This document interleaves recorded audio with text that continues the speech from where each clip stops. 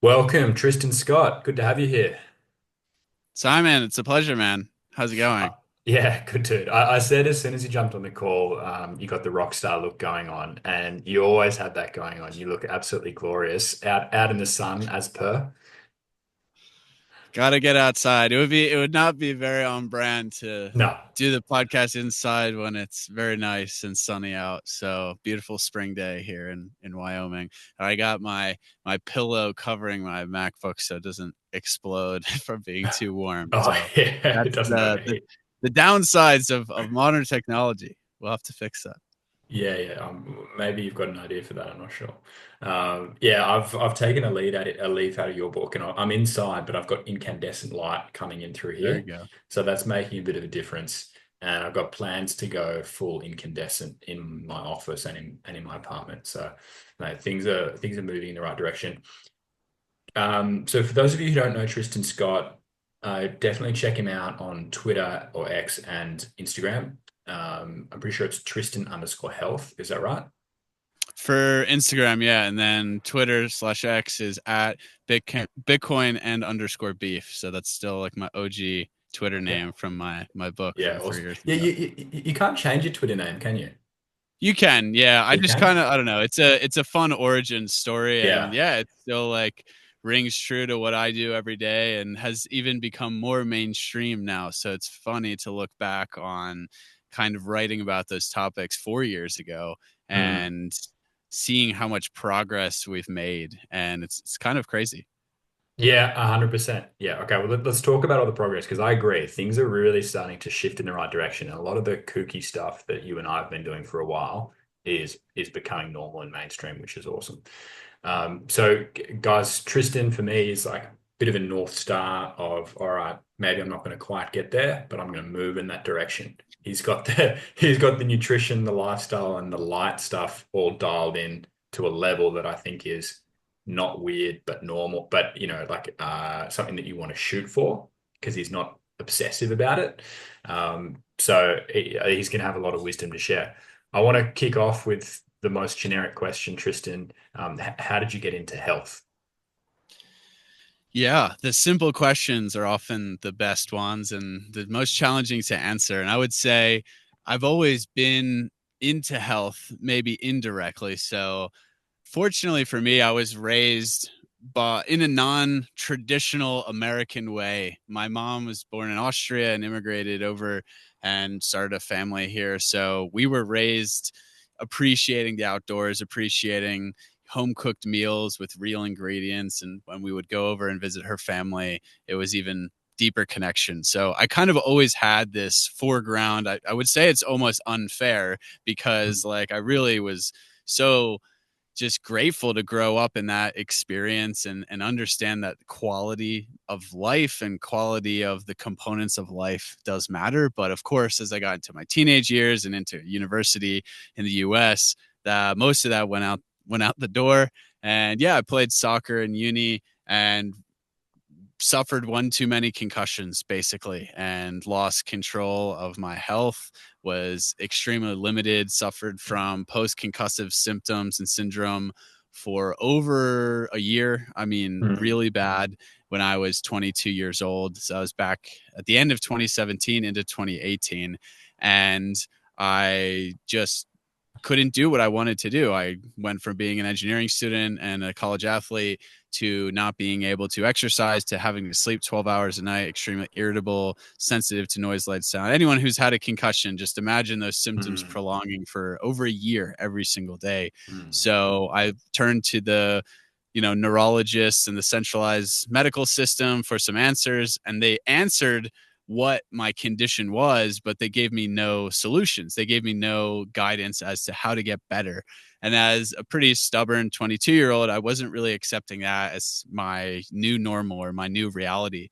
So I eventually started to just go down rabbit holes. I started reading books. I started listening to podcasts. I just started Googling stuff because I really had no idea, and eventually stumbled upon this whole biohacking space, really. And just began to learn and implement things, and I started to regain my health back. I started to be able to do things like exercise and sleep soundly and not be super anxious and have headaches every day. So Mm. for me, I didn't really discover what health meant to me until I lost it. And I feel like that's the case for so many people in our space.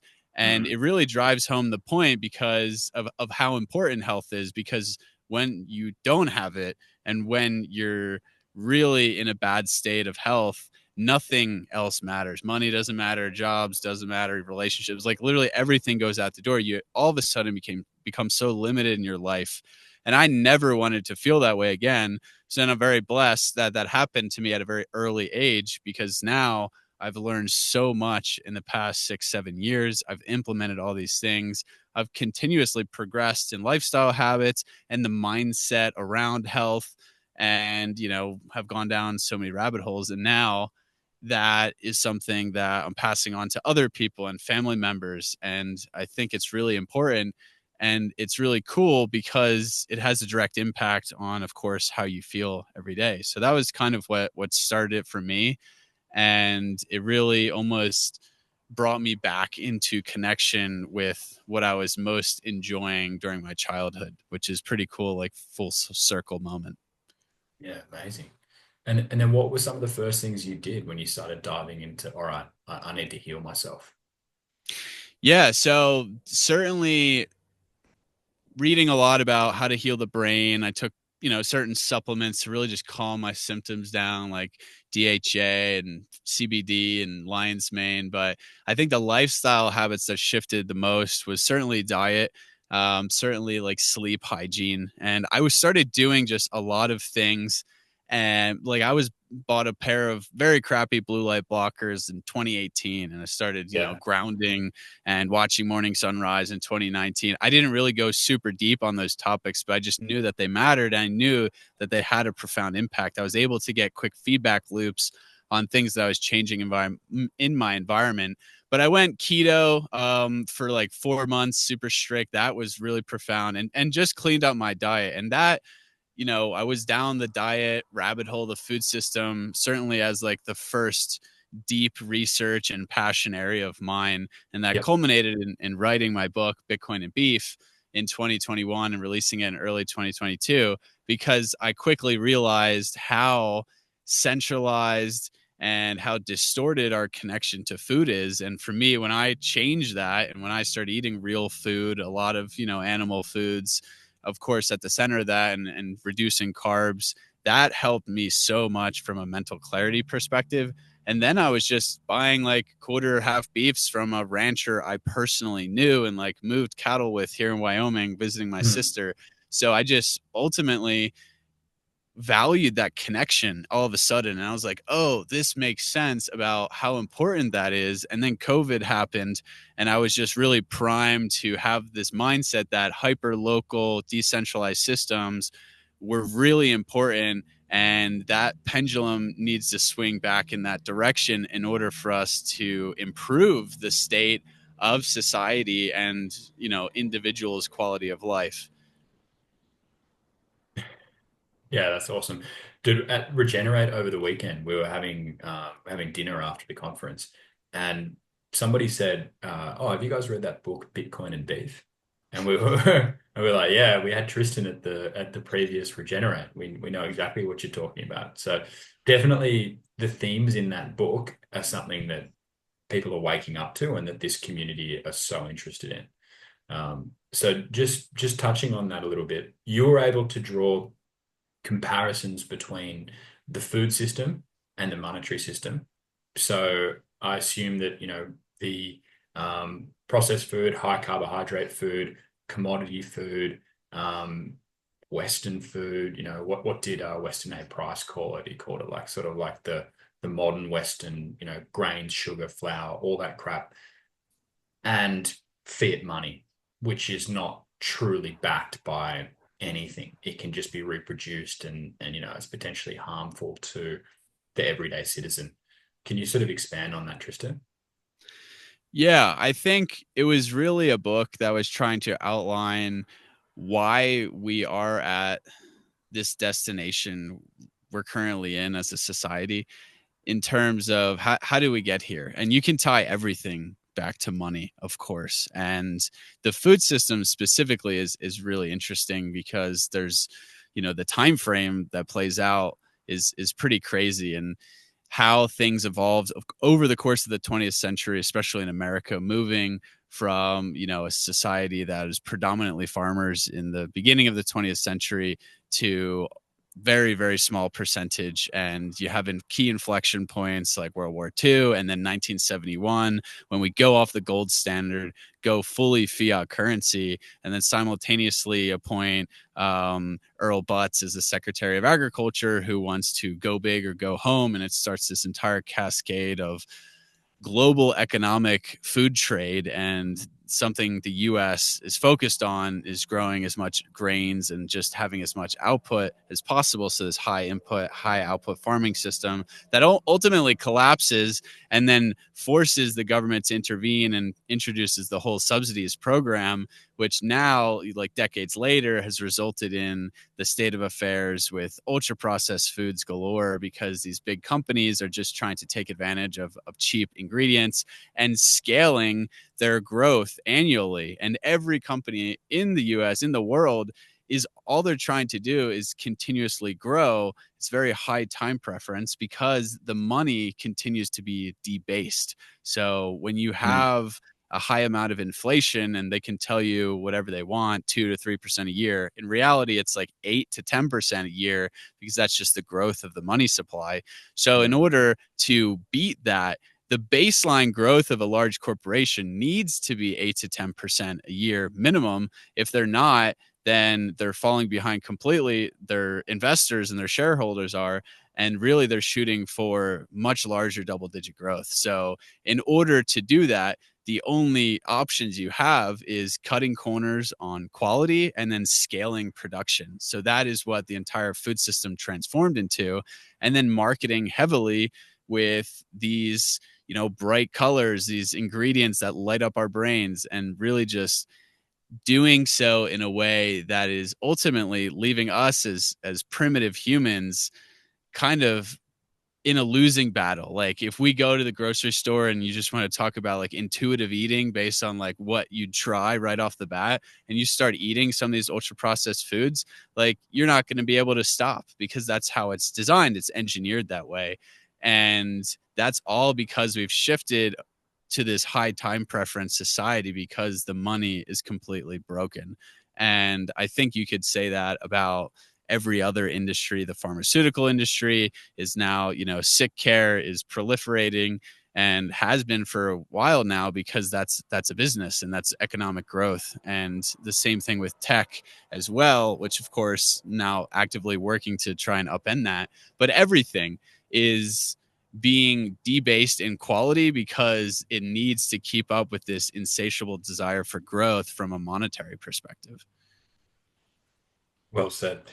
So, Tristan, you're in Wyoming, which is one of the most incredible places to live for a number of reasons. How do you source your food and your water? That's a great question. The food, I try and eat as hyper local as a diet, or of a diet, as I can.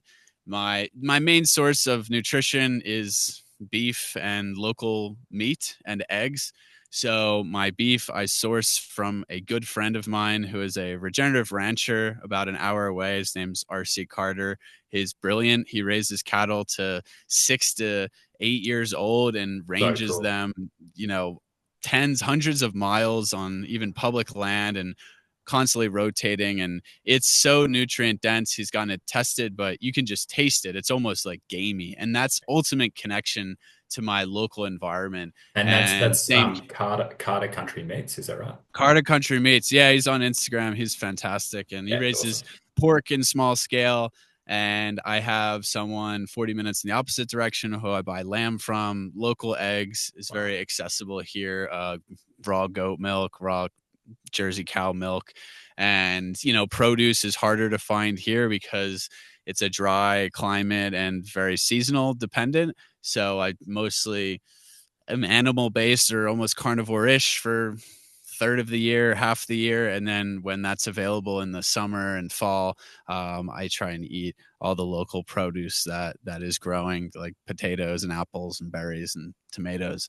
But it's all just as local as possible, and I feel amazing when I am kind of dialed in that environment. Water is a bit more challenging for me. There, I live in a town with natural hot springs, so not cold drinkable springs, but occasionally I do source the hot springs water, let it air out, let the sulfur all air out, and then mix that with filtered water, often by like San Pellegrino. But really, if I'm in the mountains and I have an opportunity to fill up, I do that. So I try and fill up natural spring water. I mean, I go in the mountains and like eat a bunch of snow. Last weekend, I was at my buddy's house who, yeah, it's that's fresh as you can get. And last weekend, I was at a buddy's house who has like a 1,800-foot artesian well, and I filled up Wow. water there, and I'm actually going to be moving down the street from him, so I'll probably start filling up with his artesian well spring water going forward. And yeah, it's just trying to be as close to the environment as possible, and it can always be a challenge, but I think food is actually pretty easy, I would say, to get a lot closer to the source if you just put in some deliberate effort. And I Yeah. know, I mean, you guys in Australia you guys have the pick of the litter. You have so much more produce growing and lovely farmers markets and an abundance of choice there. So I think that's something that's really cool. But even in rural areas like here, Mm. people want to sell you their food. They want to be part of the community. I mean, the person I get my goat milk and cheese and eggs from is always doing me favors and wants me to try new things and like going out of her way. I'm good friends with her. She's like 80 years old, and I occasionally get goat meat from them. And yeah, it's just a different level of connection. And when you consume that food, there's no quantification, but it does feel better. 100%. Yeah, just to reiterate what Tristan's saying, in both Australia and the USA, you can find local ranchers or farmers who are running independent farms and treating their cattle or their animals the way that you want them, that you would be happy with. Often it's, regenerative and it's all grass finished. You can easily reach out to them, befriend them, pick up the phone, have a phone conversation with the actual person who is raising the animals, and then you pay them money, or you transfer them Bitcoin, and they will deliver it to your place, or you can go and pick it up at their gate. Like that is available for all Aussies and all Americans. Our two countries have an abundance of really incredible food. As you say, it's just a matter of putting in a really small amount of effort, and you can definitely source the sort of quality that Tristan's talking about in the States or Australia. And you pay that back to your community. That is important, because I think something, again, is another byproduct of like the fiat monetary system is this large scale agriculture Yeah. and feedlot animal foods. And that has actually completely distorted our perception of what things should cost. Like people now are like, oh my God, eggs are like $10 a dozen, and grass-fed beef so expensive, and I can't afford to eat healthy. And it's like, no, you can actually.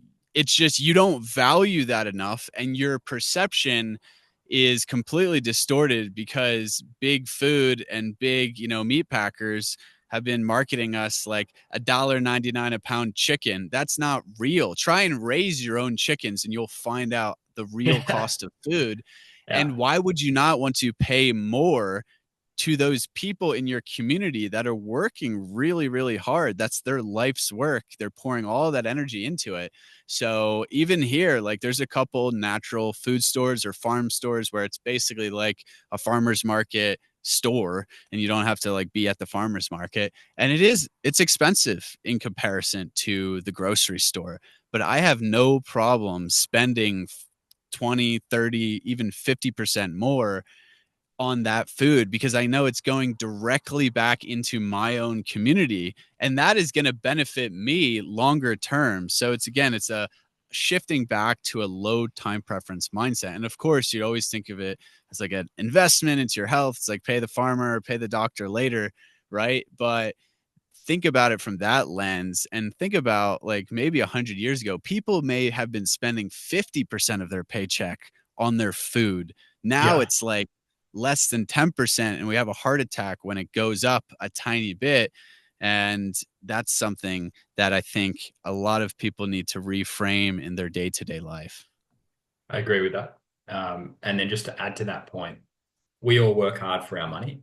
I don't want my hard-earned money going to some distributor who has a monopoly on distributing Yeah. eggs or meat or anything else. And they're really not doing anything. All they're doing is owning a factory. They got workers, paying the minimum wage, and they just make money every time people buy something. I don't want my dollars going towards that.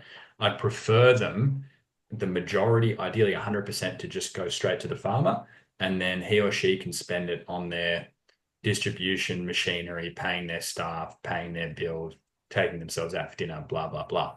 That's where I want my money to go. It doesn't have to go to this distributor who's doing absolutely nothing and just has a monopoly. And that decision is the most impactful kind of say that you have as an individual in society today is where you spend your money. It's more important than who you vote for. It's more important than the clothes you wear. It's more important than anything. It's like where you decide to spend your money is dictating trends at a much grander level. And that's where we can have an impact. And I think it's exciting because, when I first wrote the book, it was like just getting started. Now it's like almost mainstream. So I'm Mhm. really like, this is what happens when we get on podcasts and when we get on social media and come together about something and then actually do the thing.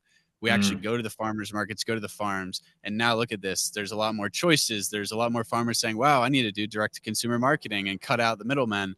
And then you see change even in the grocery stores happening because they understand these companies are not silly. They're going to follow trends and changes. As much as like in the US, everyone's really excited about RFK and the new administration. Mhm. I would say that's still secondary to what's going on at the ground level. Because if everyone wants higher quality food and they're willing to pay a premium for it, even the big corporations are going to end up changing their tune at least somewhat. And that's what's happening. So just need to keep it up. 100%. Yeah, hopefully you guys are sort of picking up on what I'm picking up on when you speak with Tristan, in that he's basically never reliant on some system or hoping that somebody else is going to make the change, or that, some miracle is going to happen. RFK gets in. I'm a massive RFK fan. I'm sure Tristan is too. He gets in, he's going to change everything, and like everything he says is going to be true, and I'm just going to follow him like a disciple, blah, blah, blah. That's not the way that I see Tristan's approach. It is more ground level, decentralized, actually know where your money's going, know the impact that you're making, know what Carter from Carter Country Meats is literally doing with his beef because you've moved them yourself. That's decentralization, that's control, and that is hard to break. Like, if you read Nassim Taleb's book, Anti-Fragile, it's all about decentralized systems. Decentralized systems are robust. And when they get challenged, they actually become stronger. So, like a system where Tristan and his mates are buying from Carter, if things get challenged and things get messed up with the food supply, Carter just gets stronger. You find more Tristans, and that decentralized system just grows and grows. But am I on the right track, Tristan? Yeah, I mean, it's just hinting on ownership mentality, right? Like, why would you want to outsource the quality of your life? Like at this point, it's just foolish to do that. It'd be nice if we could entrust in these systems a bit more, but Mm. at this stage, we really can, and that's just kind of individual sovereignty and ownership mentality. Like, be the cause and effect. Like, if you want better food, go seek it out, go verify the quality of it, and then you will reap the rewards of that work that you put in, and that's everything, right? Like, it's proof of work, it's ownership mentality, and that's what we need, and that's what drives positive change at the ground level and makes the whole system stronger because there's a lot more buy-in from the individuals participating. So the incentives all of a sudden become very aligned to provide the best outcome for the stakeholders in that situation. 100%. Shifting gears, you are an electrical engineer. Is that the right terminology? Yes. Yeah. Yeah. Yes. And now you have all this information about EMFs, and whether we should be concerned about them, how we should be optimizing our life so that we're not getting the, let's say, toxicity from technology, things like Wi-Fi routers, etc. Can you talk to me a little bit about how your background as an electrical engineer has helped you to understand what's going on? And if it's relevant to the light stuff as well, sort of incorporate that too. Yeah, absolutely. It's definitely relevant to light because fundamentally these topics are rooted in physics. We're talking about electromagnetism. They are actually the same thing.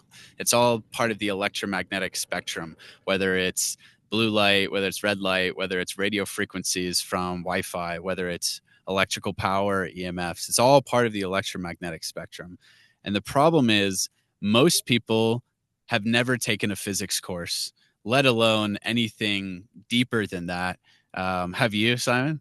Dude, I don't know anything about physics. Okay, I thought you were saying, yeah, yeah. No, not only just no people have, like in the U.S. in high school, it was like optional. I took it because I was like a nerd in high school, and but then even in college, right? Like we're talking about STEM majors. We're talking about medical professionals. Maybe you have to take a physics 101. That's it, if at all.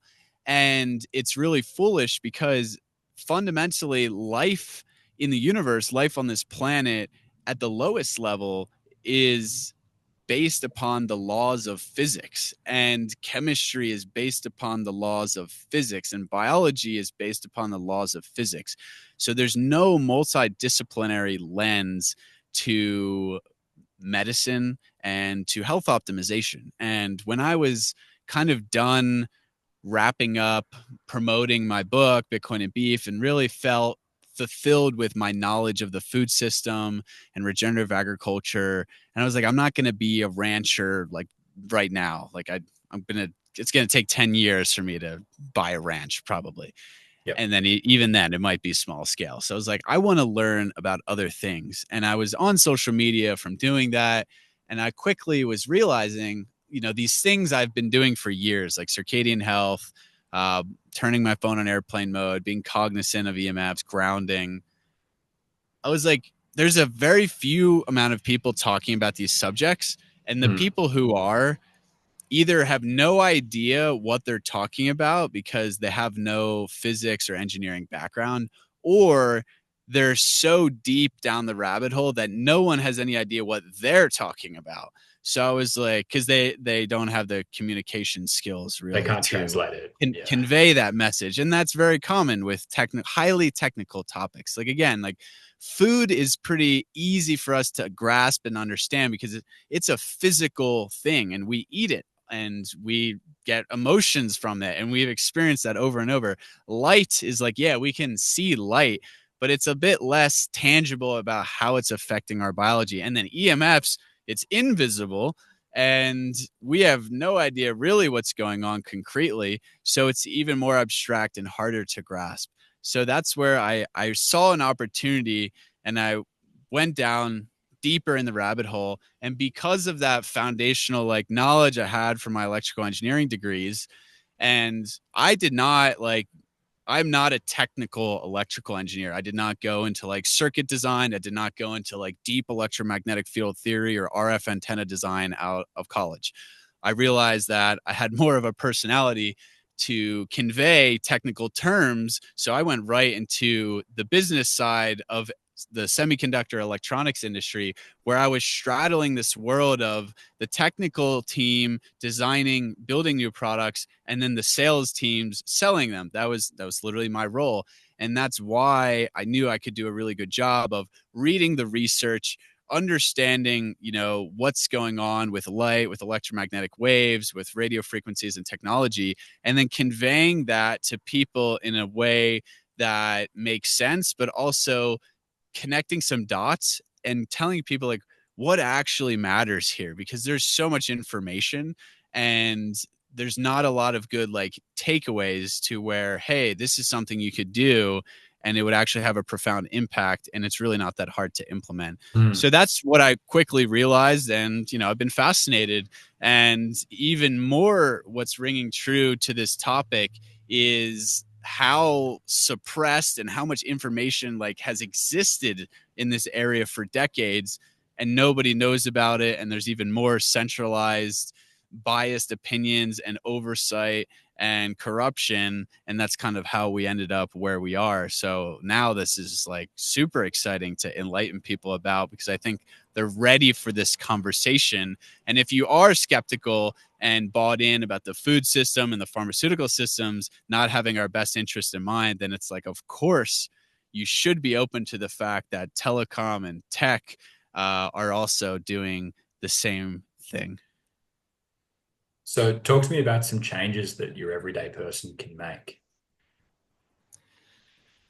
Yeah, at a high level, I think the takeaway is the further removed you are as an individual from our native electromagnetic environment, the worse off you're going to be. It's the same thing with food.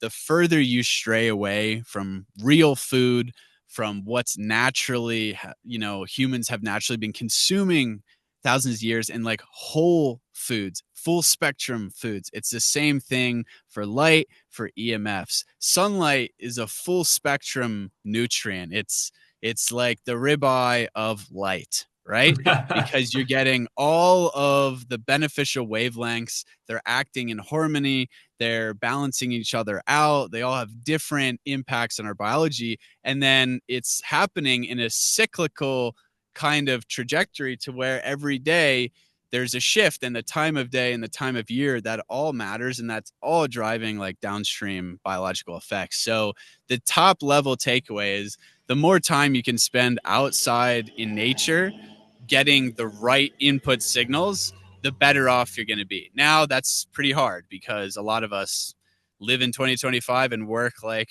2025 jobs. So Mm. do the best you can. If you can watch the morning sunrise and get outside right when you wake up, you're priming your body for the day. If you can get your feet on the ground, if you can go jump in the ocean before work, fantastic. I think the mornings and nights are really when we're most sensitive and really able to have a lot of impact. And then throughout the day, if you can take a lunch break outside, if you can go for a walk, if your boss is cool and like we'll take a one-on-one walking outside or something like that, that's a big win. And then you have your weekends if you're working a 9 to 5. So really max out on the weekends. And there's been studies showing like you can reset your circadian rhythm and really get a lot of the benefits by maxing out your days spent in nature into like the weekend period. And that also is, much lower EMFs, getting the right electromagnetic signals from the Earth's natural magnetic field. And you're further away from this density of people and density of technology and devices.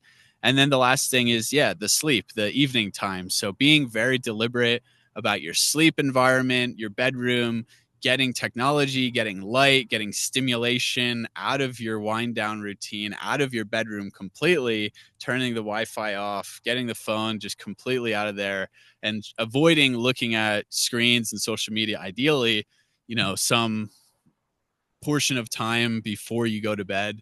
That is all really going to set you up for having a restorative sleep.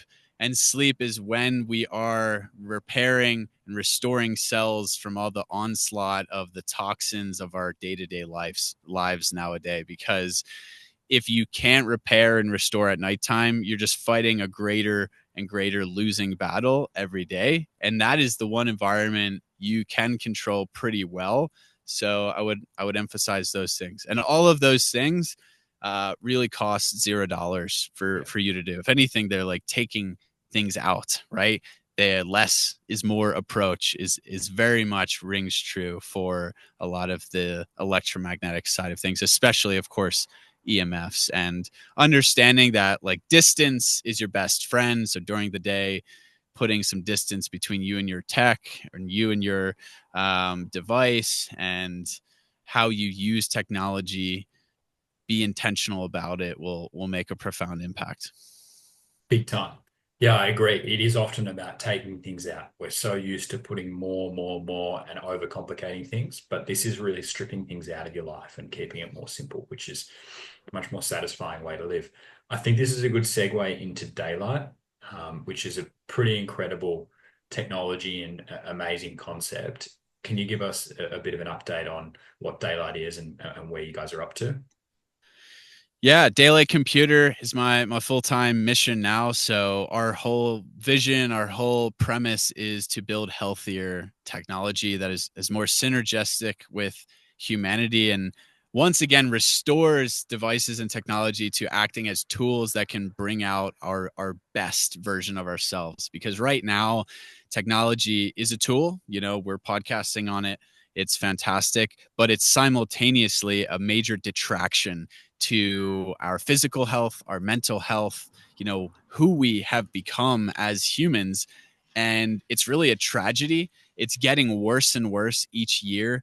I can't even hold myself back anymore from like, if Instagram is installed on my phone, I will doom scroll and I will waste 30 to 40 minutes of my life at least one time a week. So you have to quite literally be so disciplined and deliberate or physically remove these things. And that's because they're so good at Hmm. keeping you on device, on screen longer. And that's an environmental design plus the software algorithm being extremely effective as well. And for us, Daylight, we're building the entire computing stack to be different. Our first product is a tablet, and we wanted to start with the interface, the display, the screen itself, because we think that's the main way we're interacting with these devices. So if we can reinvent that to be more synergistic, we're going to have a major impact. So unlike modern displays, which are emissive, they have light spectrums which are very distorted. They're high in blue light, they're completely absent in red, infrared.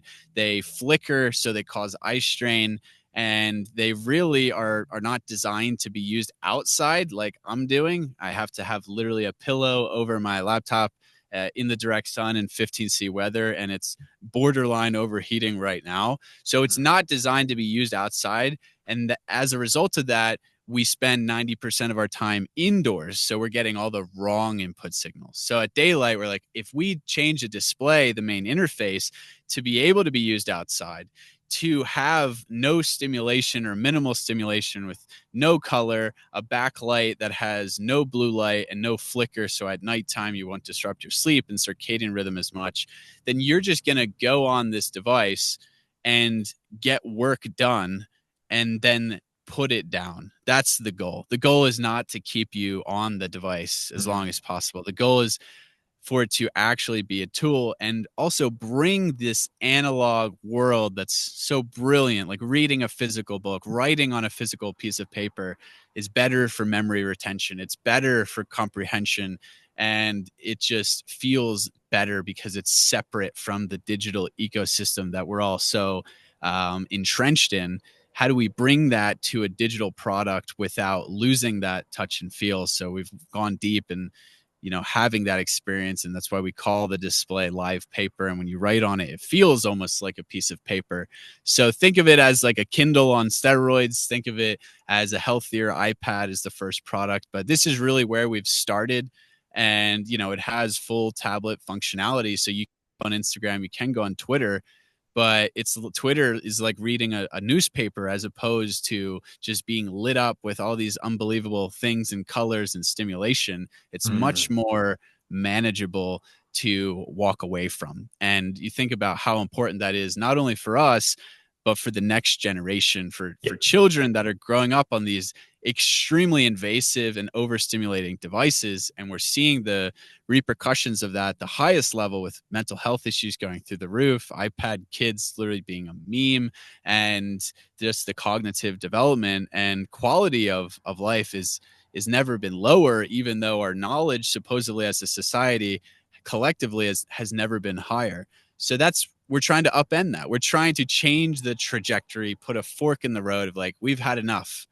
There's no reason why technology should be so detracting from us. We have all these brilliant tools like AI coming out, which I was a big, hesitant, person in adopting it, but it really does augment like your capability. And social media is fantastic for connecting with folks like yourself and spreading a message.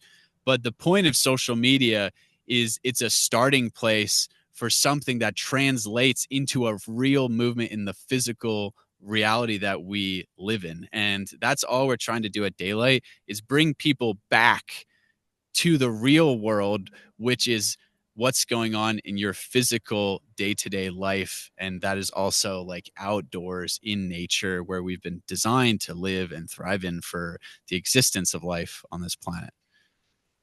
Yeah, so you get all the benefits of modern technology, social media, being able to use a really functional piece of technology like a iPad or a computer or potentially a phone in the future, but you don't get the downside of the addictive nature, the blue light, not being able to use it outside, things like overheating, all these sorts of problems. Like imagine if you had that in your life. Like I know that I'd love to have one so that at least when the sun goes down, you switch across to daylight. And I still need to work, I still need to get things done. I could use this device that's not going to be so overstimulating and addictive. Yeah, I think you guys are going to kill it with this product, and I'm looking forward to watching it grow. Tristan, I want to end with a bit of a question about lifestyle. So you're somebody who goes all in, and then you change your location to be in Wyoming, which is a very low EMF environment with amazing food, beautiful nature, and a what I would call a libertarian spirit, where there is a big sense of accountability, and like things can go wrong because the weather is wild. It doesn't have the dense population of other places, and it still has a lot of the sort of old school American values. And your hobbies are things like hiking and skiing and helping friends who are ranchers and traveling and all this sort of stuff. Talk to me about why you think it's important to go all in on your lifestyle, and what life can be like when you just say, stuff it, I'm going to do what's right for me and prioritize my health.